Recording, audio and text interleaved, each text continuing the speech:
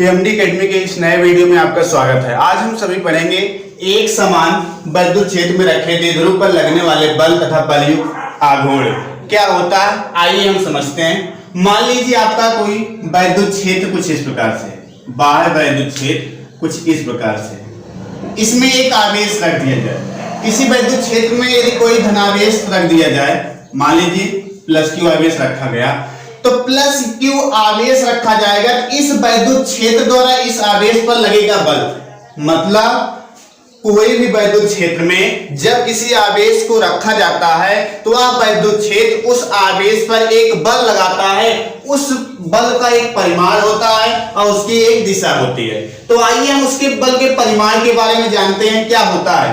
तो आपको यदि इस वैद्युत क्षेत्र, मान लीजिए ई वैद्युत क्षेत्र है, प्लस क्यू आवेश है, तो ई के कारण ई द्वारा प्लस क्यू पर लगने वाला बल क्या होगा, हम जानते हैं क्या होता है। वैद्युत क्षेत्र की तीव्रता E बराबर एफ अपान क्यू। मतलब वैद्युत क्षेत्र की तीव्रता क्या होती है, बल बटे आवेश। तो यहां से बल निकालेंगे तो क्या आ जाएगा, क्यू ई आ जाएगा। यह हमारा क्या हो जाएगा, किसी वैद्युत क्षेत्र में रखे आवेश पर लगने वाला बल क्या हो जाएगा, F बराबर Q इंटू ई। इसी प्रकार अब इसकी दिशा क्या निकालेंगे, इसकी दिशा क्या होगी। थोड़ा सा हम सपोज करें कि वैद्युत बल रेखाएं जो होती हैं वह हमेशा धन सिरे से ऋण सिरे की ओर चलती हैं, जैसा कि आपने इसके पहले वीडियो में आपने पढ़ा था। वैद्युत बल रेखाएं क्या होती हैं, धन सिरे से ऋण सिरे की ओर गमन करती हैं। जैसे मान लीजिए प्लस आवेश है, ये माइनस आवेश है, तो वैद्युत बल रेखाएं जो निकलेंगी कहां जाएगी, प्लस सिरे से माइनस सिरे की ओर, कुछ इस प्रकार से चलते हैं। ये वैद्युत बल रेखाएं मतलब क्या, वैद्युत क्षेत्र क्या है, इस तरफ से इस दिशा में जा रहा है, इसका मतलब इस तरफ कौन सा आवेश होगा, प्लस, और इस तरफ क्या होगा, माइनस आवेश। ये प्लस आवेश है, ये माइनस आवेश है। तो प्लस आवेश अब हमें चेक करना है कि क्यू की दिशा क्या होगी। ई वैद्युत क्षेत्र है जो क्यू पर बल लगाता है, तो इसकी दिशा क्या होगी, ये धनावेश, ये धनावेश, इन दोनों क्या करेंगे, एक दूसरे को प्रतिकर्षित करेंगे, और प्रतिकर्षित करेंगे तो क्यू किस दिशा में जाएगा, कुछ इस प्रकार से। मतलब इस पर लगने वाला बल जो होगा वैद्युत क्षेत्र की दिशा में होगा। इसी प्रकार मान लीजिए यहां पर माइनस क्यू आवेश रखा जाए, तो माइनस क्यू आवेश रखा जाएगा, तो इस पर लगने वाला बल क्या होगा, यह बराबर आवेश क्या है, माइनस क्यू, और वैद्युत क्षेत्र क्या है, ई। इस पर लगने वाला बल क्या होगा, माइनस क्यू इंटू ई। लेकिन इसकी दिशा क्या होगी, तो हम कह सकते हैं ये प्लस है, ये माइनस है, एक दूसरे को क्या करेंगे, आकर्षित। इसका विपरीत मतलब कुछ इस तरह इसकी क्या हो जाएगी, दिशा। तो हम क्या कह सकते हैं कि वैद्युत क्षेत्र के विपरीत माइनस क्यू की क्या होगी, माइनस क्यू पर लगने वाले बल की दिशा होगी। तो आइए हम समझते हैं, जैसे कोई एक समान वैद्युत क्षेत्र है, उसमें किसी द्विध्रुव को रख दें, तो उस द्विध्रुव पर लगने वाला बल तथा बल आघूर्ण क्या होता है। सपोज कीजिए हम यहां पर एक वैद्युत द्विध्रुव रख देते हैं कुछ इस प्रकार से। ये हमारा क्या है, वैद्युत द्विध्रुव है ए बी, जिसका नाम है, जिसके एक सिरे पर माइनस क्यू आवेश है, दूसरे सिरे पर क्या है, प्लस क्यू आवेश है। तो आप जानते क्या हैं कि यह वैद्युत क्षेत्र इस पर बल आरोपित करेगा, तो उस बल का परिमाण क्या होगा और उसकी दिशा क्या होगी। तो आप अभी समझे हैं कैसे निकालेंगे। मान लीजिए थोड़ी देर के लिए ए प्लस क्यू आवेश है, तो प्लस क्यू आवेश के कारण, प्लस क्यू आवेश के कारण, आवेश के कारण विद्युत क्षेत्र द्वारा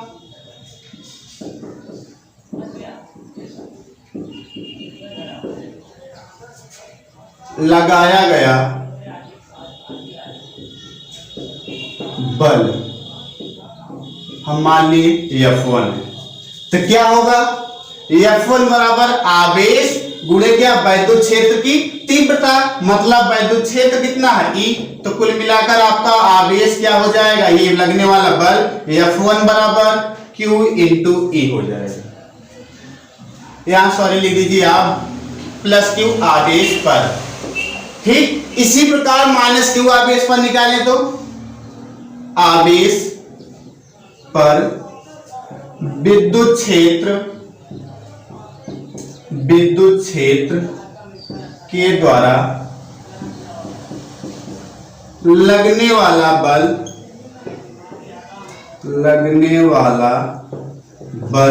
क्या होगा? तो मान लीजिए इस पर लगने वाला बल F2 है, तो F2 क्या होगा?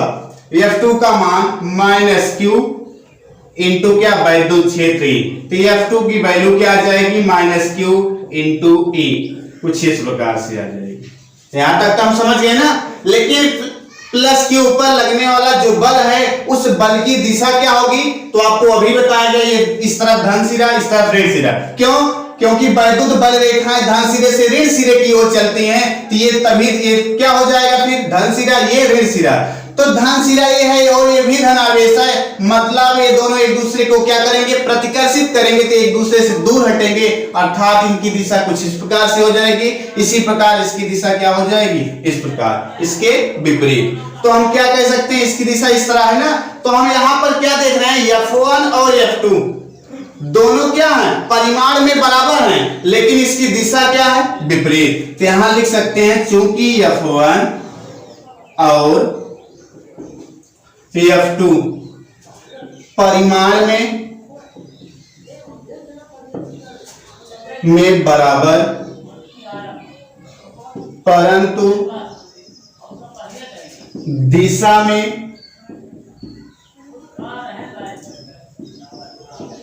विपरीत हैं,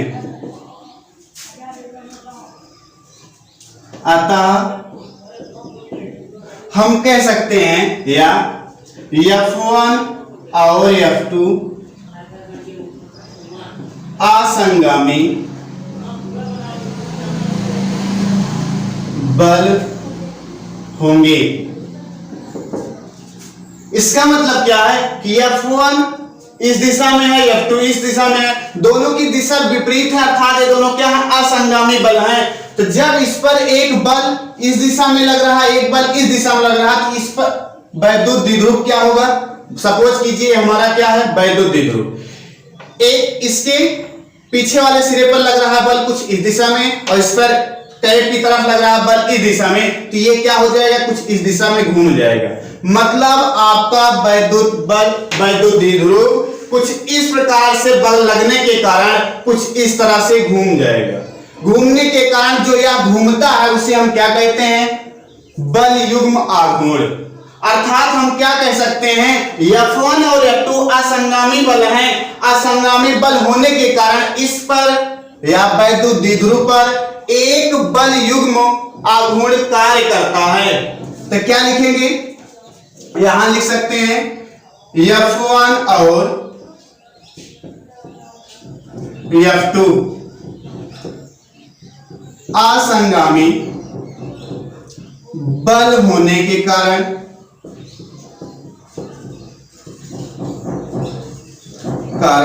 द्विध्रुव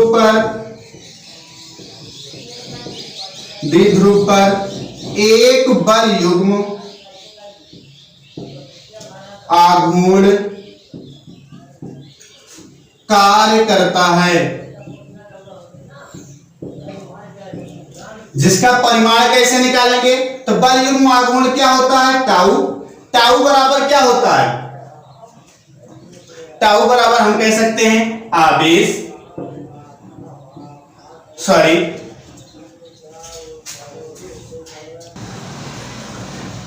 अब बल आघूर्ण बराबर क्या होता है? हम कक्षा 11 में फार्मूला पढ़ चुके हैं। क्या होता है? इनके बीच लगने वाला बल, यानी कि हम क्या लिख सकते हैं? बल का परिमाण गुणे क्या होता है? बलों के बीच की लंबवत दूरी। क्या होता है? बलों के बीच लंबवत दूरी। तो बल का परिमाण क्या होगा? हम कह सकते हैं F। लंबवत दूरी, लंबवत दूरी का मतलब मान लीजिए हम इस पर एक लंब डालते हैं कुछ इस प्रकार से, A की प्लस Q की क्रिया रेखा कुछ इस प्रकार से होगी, माइनस Q पर लगने वाले बल की क्रिया रेखा कुछ इस प्रकार से होगी। तो इसके बीच जो लंबवत दूरी होगी, मान लीजिए पॉइंट सी है, तो हम क्या कह सकते हैं, लंबवत दूरी क्या होगी आपकी AC। कुछ इस प्रकार से क्या हो जाएगा, बल युग्म आघूर्ण क्या होगा, F गुणे AC। अब इस चित्र की सहायता से हमें AC की वैल्यू निकालनी है। कैसे निकालेंगे,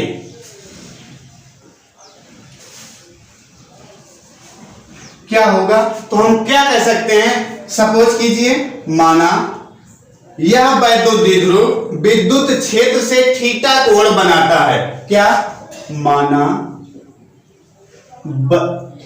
वैद्युत द्विध्रुव वैद्युत क्षेत्र से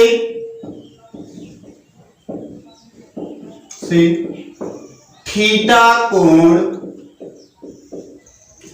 बनाता है। थीटा कोण बनाता है तो ये कोण क्या होगा, थीटा। इस चित्र की सहायता से देखें तो ये हमारा कोण क्या होगा, 90 अंश।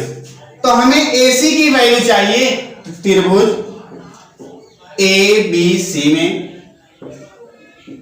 साइन थीटा हम निकाले तो क्या हो जाएगा, AC बटे कितना, AB। क्योंकि आप जानते हैं लंब बटे क्या होता है, कर्ण, अर्थात AC बटे क्या हो जाएगा, AB। अब यहां पर हम देखें तो AC बराबर क्या आ जाएगा, साइन थीटा इंटू AB, या इसी को हम लिख सकते हैं AB साइन थीटा। क्योंकि इसके बीच की दूरी क्या, मान लीजिए 2L है, तब क्या आ जाएगा, AC बराबर 2L साइन थीटा। तो हम क्या लिख सकते हैं, अतः टाउ बराबर F into 2L sine theta. जबकि F की वैल्यू हम जानते हैं क्या होता है, Q into E into 2L sine theta, या इसे हम लिख सकते हैं 2 इंटू E, सॉरी क्या लिख सकते हैं, E into 2QL into sine theta लिख सकते हैं ना, क्योंकि E को हम बदल कर दिए, यहाँ पर क्या है 2 है तो 2QL इन्हें एक साथ लिख दिए, बगल में क्या है साइन थीटा लगा दिए। जबकि हम जानते हैं 2QL की वैल्यू क्या होती है, P, तो यहां लिख सकते हैं तो क्या आ जाएगा, PE साइन थीटा। ये P कहां से आया, क्योंकि फार्मूला होता है P बराबर क्या, 2QL। अतः हम क्या लिख सकते हैं, बल आघूर्ण का हमारा यह फार्मूला आ जाएगा। तो बल आघूर्ण कितना होगा, टाउ बराबर PE साइन थीटा। अब हम क्या कह सकते हैं, इस फार्मूले के यदि सदिश रूप में लिखें तो कैसे लिखेंगे, तो टाउ बराबर हम लिख सकते हैं P vector cross E vector. तो यह हमारा क्या हो जाएगा, सदिश रूप में बल आघूर्ण का फार्मूला। तो इस प्रकार हमने बल आघूर्ण के फार्मूले का निगमन किया। अब इसके बाद हम इनकी स्थितियों के बारे में समझेंगे। मान लीजिए वैद्युत क्षेत्र हमारा कुछ इस प्रकार है और वैद्युत द्विध्रुव -Q + Q। पहली कंडीशन है जब थीटा का मान क्या हो जाए 0, तब बल आघूर्ण क्या होगा, टाउ बराबर हम क्या कह सकते हैं, PE साइन 0 अंश। मतलब आएगा PE साइन 0 अंश की वैल्यू कितनी, 0, अर्थात क्या आ जाएगा, PE टाउ बराबर। मतलब जब कोई वैद्युत द्विध्रुव विद्युत क्षेत्र के साथ थीटा कोण बनाएगा तो उस समय बल आघूर्ण क्या होता है, 0।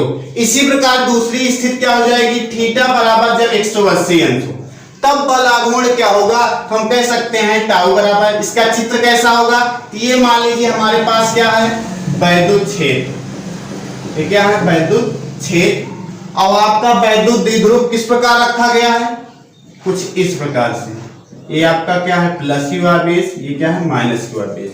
जब वैद्युत क्षेत्र के साथ या वैद्युत द्विध्रुव 180 अंश का कोण बनाता है तब बल आघूर्ण क्या होगा, टाउ बराबर PE इंटू साइन क्या हो जाएगा, 180 अंश रख देंगे तो वैल्यू आएगी क्या, साइन 180 अंश की वैल्यू क्या होती है, 0।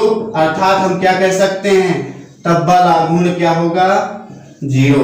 टाउ बराबर क्या आ जाएगा, 0। इसी प्रकार हम क्या कह सकते हैं, तीसरी स्थिति जब थीटा का मान 90 अंश हो जाए तब बल आघूर्ण यानी कि टाउ बराबर क्या आएगा, तो पीई साइन 90 अंश हो जाएगा, और साइन 90 अंश की वैल्यू कितनी होती है 1, तो पीई इंटू 1 बराबर कितना पीई, ये आ जाएगा क्या टाउ बराबर।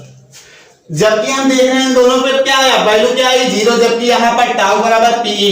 तो अर्थात जब कोई वैद्युत द्विध्रुव किसी वैद्युत क्षेत्र के साथ लंबवत रखा जाए कुछ इस प्रकार से, ये हमारा क्या है वैद्युत क्षेत्र, और ये हमारा क्या है मान लीजिए वैद्युत द्विध्रुव प्लस क्यू और माइनस क्यू, जब एक दूसरे के साथ क्या होंगे 90 अंश के कोण पर हो, तब हमारा बल आघूर्ण क्या होगा अधिकतम होगा।